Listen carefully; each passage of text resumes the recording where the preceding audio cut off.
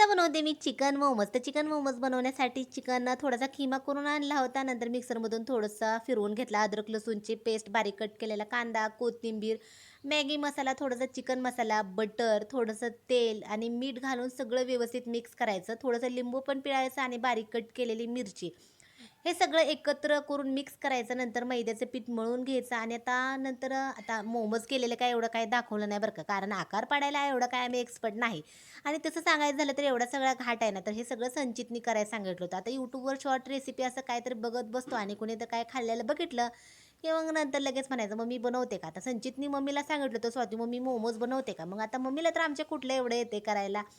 एवढी एखादी रेसिपी बघितली आणि म्हणली, "चल आता करूया." जरा सोपंच वाटते. त्यामुळे आम्ही पहिल्यांदाच चिकन मोमोज अशा पद्धतीने केलतं. आता पहिल्यांदाच केलतं, पण जरा बरे झालते बरं का. पण एकदम छान मस्त टेस्टी असं चिकन मोमोज झालते. कसं झालेत नक्की सांगा आणि लाईक, शेअर आणि सबस्क्राईब पण करा. बाय.